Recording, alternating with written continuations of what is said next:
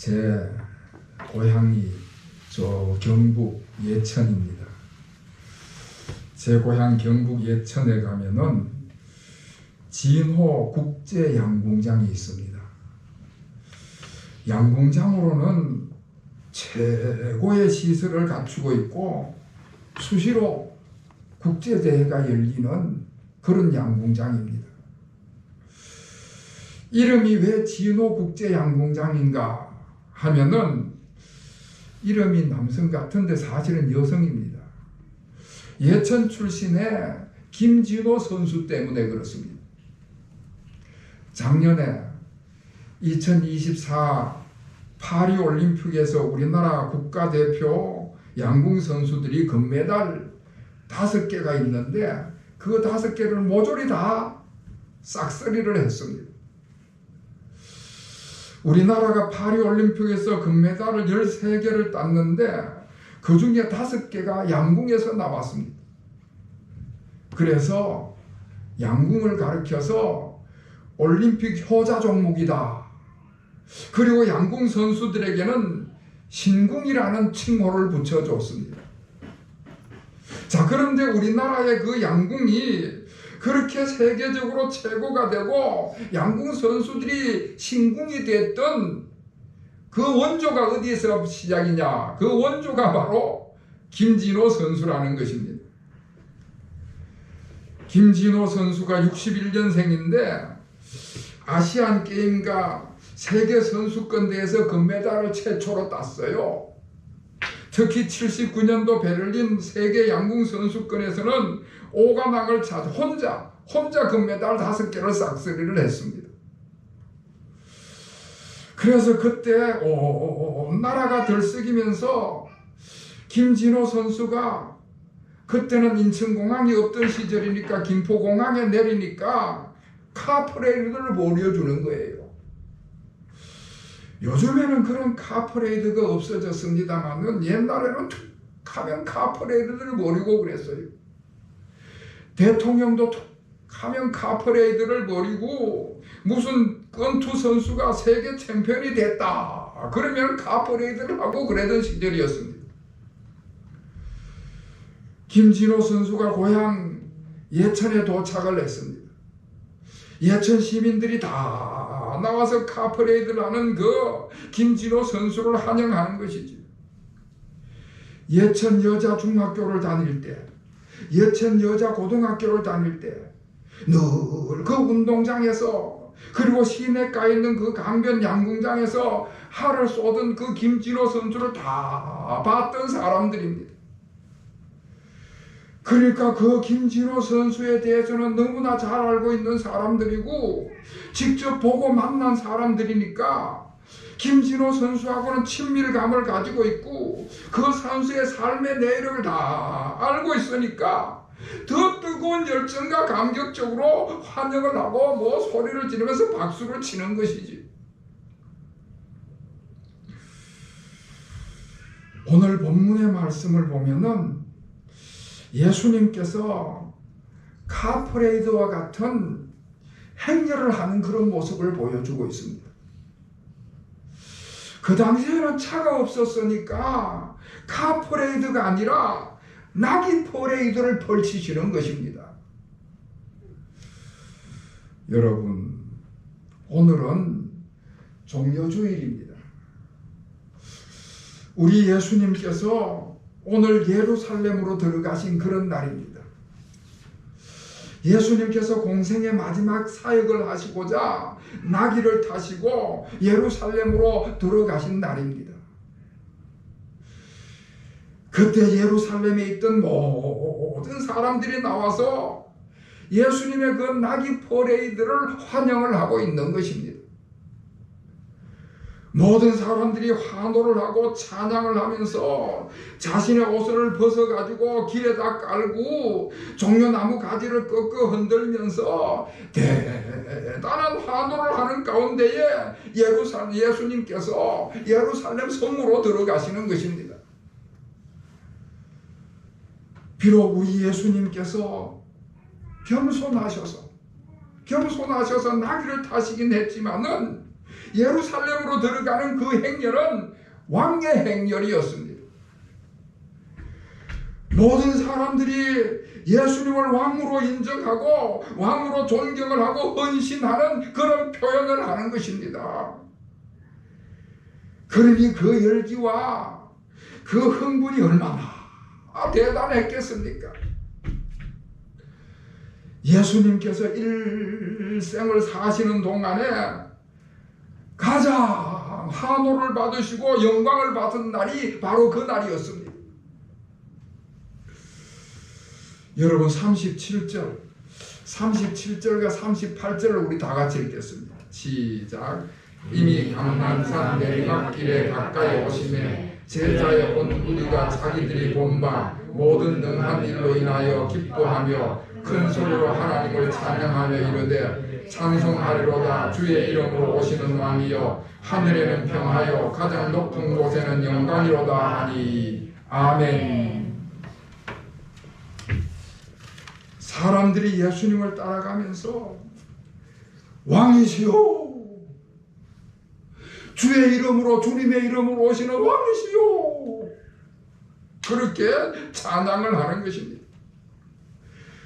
예수님께서는 하나님께서 보내시는 메시아시다, 우리를 구원하실 왕이시다, 그렇게 생각을 하고 찬양을 하는 것이지. 그럴 수밖에 없었던 것이 이 예루살렘의 사람들은 예천 시민들이 김진호 선수를 다 알고 봐왔듯이 그렇게 예수님을 다 알고 보고 만나고 경험을 했던 사람들입니다. 예수님께서 병든 자를 고치시고 귀신 들린 자를 온전케 하시고 죽은 자들을 살리시는 그 하나님의 권능을 직접 다 봤던 것입니다. 온갖 이적과 기사를 직접 경험을 했습니다. 예수님이 왕이시고 예수님의 메시아라는 그런 증거들을 그들은 분명히 경험을 했습니다. 그 사람들 중에는 직접 병을 고침받은 사람들도 있었을 것이고요, 예수님께서 오병이의 기적을 베푸실 때에 그 떡을 받아 먹었던 사람들도 있을 것이고요, 그렇지 않으면은 자기 친척 중에, 자기 친구 중에, 자기 가까운 사람 중에 그 놀라운 기적과 이적을 경험한 사람들이 그 가운데 있는 것입니다. 보고 듣고 자기들이 직접 체험한 그런 사람들이기 때문에 더 확신을 가지고 찬양을 하는 것이지. 예수님께서 산에 올라가셔서 산상보훈의 말씀을 하시고 그들에게 천국에 관한 말씀을 가르치셨을 때에 그 말씀이 근위가 있고 근세가 있는 말씀이라는 것을 그들이 직접 보고 들었습니다. 지금이라도 당장 예수님께서 하신 말씀을 되새겨보라고 하면은 금방 쏟아낼 정도인 것입니다. 예수님의 말씀이 그들에게 깊이 기억이 되어서 지금도 예수님의 말씀이 생생한 것이지요. 그래서 그들은 지금 그런 확신을 가지고 찬양을 하는 것입니다. 누가 하라고 시켜서 하는 일이 아니고요, 누가 선동을 해서 하는 것이 아니고 자기들이 직접 체험을 했으니까, 자기들이 확신하기 때문에 그런 깊은 마음 속에서 우러나오는 확신을 가지고 기쁨을 가지고 그렇게 찬양을 하는 것입니다. 그렇게 뜨거운 감격과 열정을 가지고 찬양을 하니까 큰 소리로 찬양할 수밖에 없는 것이지요. 예수님이 평화를 이루시는 왕으로 오셨다, 영광을 받으실 왕이시다, 그런 확신을 가지고는 감격과 뜨거운 열정으로 우리 주님을 찬양하는, 할렐루야. 그래서 많은 주경학자들이 그 당시 그때 예루살렘 시민들이 부른 그 찬양을 가리켜서 영혼의 찬양이다, 그렇게 이야기를 합니다. 오늘 설교 제목이 영혼의 찬양입니다. 감사와 감격과 뜨거운 열정으로 찬양하는 영혼의 찬양인 것입니다. 여러분, 우리가 신앙생활을 하면서 어떤 감동이 있고 은혜가 넘치면 저절로 찬양이 나오게 되어 있습니다. 그리고 우리가 뜨겁게 찬양을 부를 때에 그 마음에 감동이 오고 그 마음 가운데 은혜가 찾아오는 것이지. 늘 찬송을 부르면서 내 삶 속에 개입하시는 우리 주님의 손길을 경험하시는 우리 모든 교우들이 되시기를 주님의 이름으로 축원합니다. 아멘.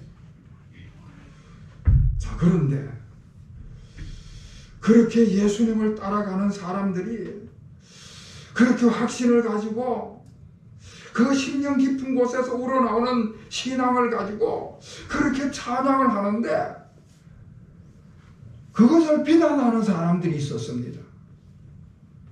바리새인들인데 이 바리새인들이 예수님을 찾아와서 하는 이야기가 저 사람들을 책망하소서, 저 사람들이 찬양을 하지 못하도록 책망하라고 저렇게 찬양을 막으라고 예수님 앞에 이야기를 하는 것입니다. 예루살렘 사람들이 예수님은 왕이시고 예수님은 메시아시라고 그렇게 확신을 가지고 찬양을 할 때에 바리새인들은 저건 잘못됐다 그렇게 생각을 하고는 그 찬양을 중단시키라는 것입니다. 찬양하는 사람들은 예수님은 왕이시고 예수님은 메시아시고 예수님은 우리를 구원하실 자라는 그런 확신을 가지고 찬양을 하는데 이 바리새인들은 예수님을 왕으로 메시아로 확신을 못하니까 그렇게 이야기를 하는 것입니다. 그래서 예수님을 메시아로 찬양을 하는 저것은 잘못됐다 그렇게 지적을 하는 것이지. 자신들이 잘못 알고 있는 율법에 비추어 봤을 때에 자신들이 가지고 있는 신앙이나 자신들의 상식으로는 그게 잘못됐다는 것입니다. 신성모독이다, 불경한 것이다 그렇게 판단을 한 것입니다. 그리고 이 바리새인들은 그 예루살렘의 사람들이 소리를 높여서 열정적으로 예수님을 찬양을 하니까 그 사람들은 찬양할 자격이 없다 그런 생각을 가지고 있었습니다. 왜냐하면 그 옛날 그 당시에도 그 성전에서 찬양하는 성가대가 있었는데 명절 같을 때에 이제 예루살렘 시가지를 쭉 행진을 하면서 성전으로 들어갈 때 찬양을 하는데 맨 앞에는 제사장들이 서고 그 다음에는 성가대들이 뒤를 따르면서 찬양을 하면서 시가 행진을 했었습니다. 그런데 그 성가대원들이 어떤 사람인가 하면은 레위 지파들이었습니다. 레위 지파에서 뽑힌 사람들이 성가대를 하고 그 레위 지파에서 뽑힌 사람들만 성가대원들이 될 수 있고 그 성가대원들은 레위 지파 사람들이 대물림을 하는 것입니다. 그리고 그 사람들은 찬양 훈련을 받아서 그 성가대가 그들의 직업이었던 것입니다. 그런데 예수님을 따라가는 그 찬양하는 사람들은 레위 지파도 아니고 찬양 훈련도 받지 않았다는 것 때문에 저 사람들은 예수님을 찬양할 자격이 없다. 그리고 억지를 부리는 것입니다. 찬양 훈련을 받지도 않았고 찬양할 신분도 아니니까 찬양을 금지시켜야 된다. 그리고는 예수님께 저들을 책망하라고 요구를 하는 것이지. 여러분, 우리도 신앙생활을 하다 보면은 가끔 우리 주변에 좀 고상하다, 자기가 좀 배웠다, 그렇게 생각하는 사람들이 신앙 감정 표현하는 것을 무시하는 그런 경향을 볼 때가 있습니다. 누가 크게 소리 높여 기도를 한다든지 손을 들고 찬양을 하고 손을 들고 통성 기도를 하면은 아이고 저 무식해가지고 자기 감정을 절제하지 못해서 저런다, 그리고 비난하는 그런 분들이 가끔 있어요. 심지어 어떤 깐깐한 목사님들은 통성 기도하는 것을 반대하는 그런 목사님도 있습니다. 물론 우리가 지나친 신비주의는 경계를 해야지만은 신앙 감정 표현까지도 막아서는 안 되는 것입니다. 찬양을 할 때에 성령께서 역사하셔서 성령의 감동으로 우리가 찬양을 할 때는 표현을 하는 것입니다. 성령이 역사하시는 것을 자기가 함부로 판단해서 남을 간섭해서 못하게 하는 것은 잘못된 것이지요. 그러니까 우리가 신앙생활 하는 동안에 성령께서 마음에 감동을 주시고, 그래서 그 마음에 기쁨이 있고 감격이 있으면은 은혜 주시는 대로, 은혜 받은 대로 우리의 신앙 감정을 표현하면서 찬양을 하는 여러분이 되시기를 주님의 이름으로 축원합니다. 아멘. 바리새인들이 저 사람들의 찬양하는 것을 책망하소서, 그리고는 예수님께 건의를 했습니다. 그럴 때 여러분, 우리 예수님께서 아주 단호하게 막을 수가 없다, 그렇게 말씀을 하십니다. 40절 말씀에 보면은 만약에 이 사람들이 침묵하면은 돌들이 소리 지르리라, 그렇게 단호하게 말씀을 하십니다. 사람들이 예수님을 메시아로 확신하는 가운데에 성령께서 역사하셔서 그 주체할 수 없는 감격을 가지고 찬양을 부르는데, 그렇게 부르는 찬양을 막을 수가 없다, 그 영혼의 찬양을 막아서는 안 된다, 말씀을 하시는 것입니다. 만약에 저 사람들이 찬양하는 것을 막으면은 돌들이 찬양할 것이다. 생명도 없고 말도 할 줄 모르는 돌들을 하나님께서 사용하셔서 찬양하게 할 것이다. 한마디로 말해서 저 사람들의 찬양은 막을 수도 없고 막아서는 안 된다 하는 말씀을 하시는 것이지. 사랑하는 성도 여러분, 우리 예수님께서는 찬양을 받으시기에 합당하신 주님이신 줄로 믿습니다. 예수님은 우리를 죄에서 구원하신 주님이시고 메시아이시기 때문에 찬양을 받으시기에 합당하실 뿐만 아니라 마땅히 우리가 찬양을 드려야 될 분이심을 믿습니다. 그렇기 때문에 우리 주님을 찬양하는 것을 그 누구도 막아서는 안 된다는 것이지. 그 마음의 진심으로 우러나오는 찬양을 드릴 때에, 그 영혼의 찬양을 드릴 때에 누구도 막아서서는 안 되는 것입니다. 사도행전에 보면은 예수님의 제자들이 성령 충만함으로 우리 주님의 예수 그리스도의 복음을 전하는 모습이 나옵니다.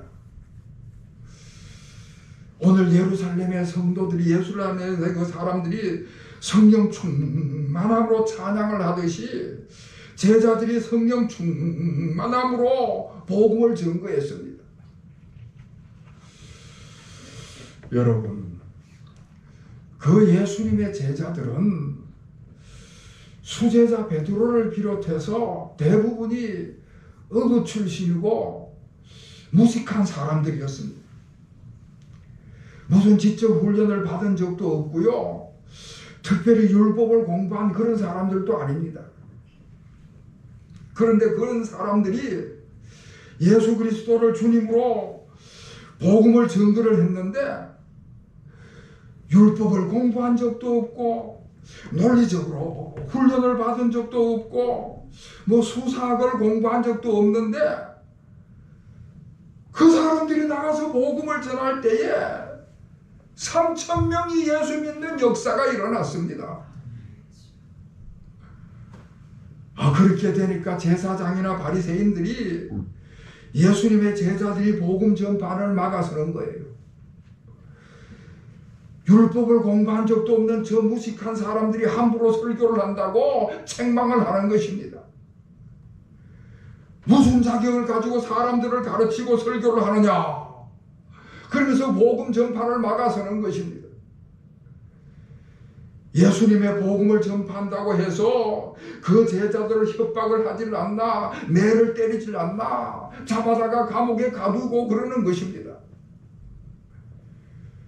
그런데 여러분, 아무리 그렇게 그들이 협박을 하고 매를 때리고 감옥에 가두어도요, 막을 수가 없었습니다.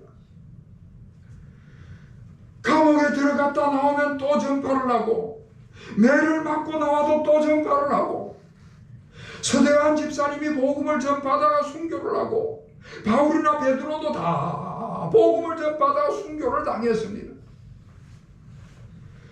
죽음이 그들을 막을 수가 없었고 누구도 성령 충만함으로 복음을 전파하는 것은 막을 수가 없는 것이지요.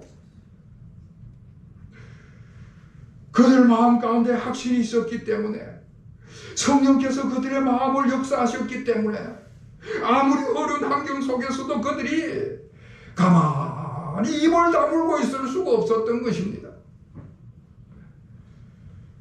사랑하는 성도 여러분, 복음을 전파하든지 입을 열어 찬양을 하든지 내 내면 속에 확신이 있을 때에 성령의 감동과 감격이 있을 때에는 누구도 그 입술을 막을 수가 없는 것입니다. 사랑하는 성도 여러분, 우리가 가지고 있는 이 신앙을 가지고 성령의 감동을 따라서 부르는 찬양은 영혼의 찬양인 줄로 믿으시기를 바랍니다. 영혼의 찬양이야말로 우리 예수님께서 가장 기뻐하시는 신앙의 표현인 줄로 믿으시기를 바랍니다. 우리 예수님께서 나의 주님이시고 나의 왕이시고 메시아이신 것을 찬양할 때에 우리 주님이야말로 찬양을 받으시기에 합당하신 분이라고 감사하며 찬양을 할 때에 그 영혼의 찬양을 우리 주님께서 가장 기쁘게 받으실 줄로 믿습니다. 여러분이 찬양을 할 때에 성령께서 역사를 하시고요, 성령께서 우리 마음에 감동을 하시면 우리의 찬양이 더 열정적인 찬양으로 변화를 하는 것입니다. 뜨거운 열정을 가지고 영혼의 찬양을 부를 때에, 그럴 때에 우리 주님께서 우리 가운데 내재하시고 우리의 삶 속에 간섭하시고 우리 주님께서 우리 가운데 임재하시고 역사하실 줄로 믿습니다. 우리 가운데에 임재하신 주님께서 우리의 찬양을 통하여 영광을 받으시고 또한 그 영광을 우리의 삶 가운데 찾아오셔서 나타내 주시리라 믿습니다. 이와 같은 은혜가 우리 모든 교우들이 임하시기를 다시 한번 주님의 이름으로 축원합니다. 기도하겠습니다.